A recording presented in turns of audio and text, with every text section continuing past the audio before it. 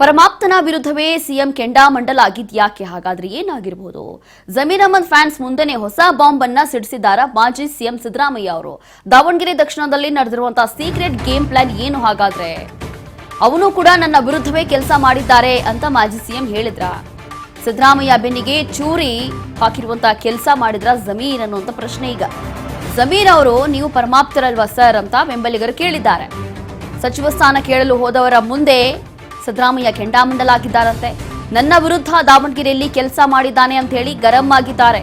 ಪರಮಾಪ್ತ ಆಗಿಬಿಟ್ರೆ ಸಾಕ ಅಂತ ಹೇಳಿ ಸಿದ್ದರಾಮಯ್ಯ ಅವರು ಗುಡುಗಿದ್ದಾರೆ ನೋಡಿ. ಸಿದ್ದು ಕೋಟೆಯಲ್ಲೇ ಮುಗಿತಾ ಜಮೀರ್ ಅಹಮದ್ ಖಾನ್ ಅಧ್ಯಾಯ ಅನ್ನುವಂಥ ಪ್ರಶ್ನೆ ಅಷ್ಟೇ. ಇನ್ನ ಡಿ.ಕೆ. ಶಿವಕುಮಾರ್ ಅವರ ಸಂಪುಟದಲ್ಲಿ ಬಹುಶಃ ಇವ್ರಿಗೆ ಸ್ಥಾನ ಇದೆಯೋ ಏನೋ ಗೊತ್ತಿಲ್ಲ. ಮೊದಲನೇ ಪಟ್ಟಿಯಲ್ಲಂತೂ ಇವ್ರ ಸ್ಥಾನ ಇಲ್ಲ, ತೆಗೆದು ಹಾಕಿದ್ರು. ಈಗ ಸಿದ್ದರಾಮಯ್ಯ ಅವರು, ಮಾಜಿ ಸಿಎಂ ಸಿದ್ದರಾಮಯ್ಯ ಅವರು ಈ ರೀತಿಯಾಗಿ ಹೇಳಿದ್ದಾರೆ. ಆಪ್ತರಾಗ್ಬಿಟ್ರೆ ಸಾಕ, ಪಕ್ಷಕ್ಕೋಸ್ಕರ ಪಕ್ಷ ವಿರೋಧಿ ಕೆಲಸ ಮಾಡಿದ್ದಾರೆ, ನನ್ನ ವಿರುದ್ಧ ದಾವಣಗೆರೆಯಲ್ಲಿ ಕೆಲಸ ಮಾಡಿದ್ದಾರೆ ಅಂತ ಹೇಳಿ ಗರಂ ಆಗಿದ್ದಾರಂತೆ ಸಿದ್ದರಾಮಯ್ಯ ಅವರು. ಪರಮಾಪ್ತ ಆಗ್ಬಿಟ್ರೆ ಸಾಕ ಅಂತೇಳಿ ಪ್ರಶ್ನೆ ಮಾಡಿದ್ದಾರೆ. ಸಿದ್ದು ಕೋಟೆಯಲ್ಲಿ ಇಲ್ಲಿ ಜಮೀರ್ ಅಹಮದ್ ಖಾನ್ ಅವರ ಅಧ್ಯಾಯ ಮುಗಿದೋಗಿದೆ.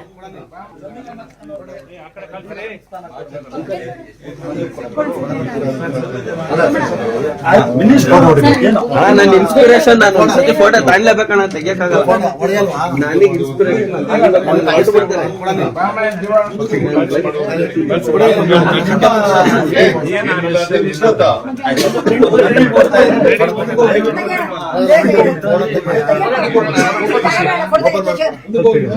ನಿಮ್ಗೆ ಸಾಹೇಬ್ರೆ, ನೀವು ಅವರ ಪರಮಾಪ್ತ ಇಲ್ಲ, ಅದು ಮಾಡಂಗಿಲ್ಲ. ಅದು ತಿದ್ದಿ ಹೇಳಿ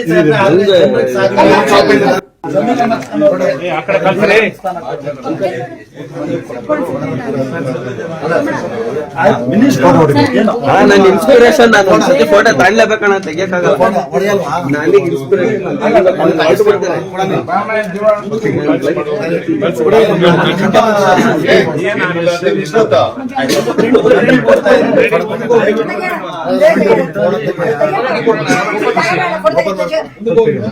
ನಿಮ್ಗೆ ಸಾಹೇಬ್ರೆ, ನೀವು ಅವರ ಪರಮಾಪ್ತ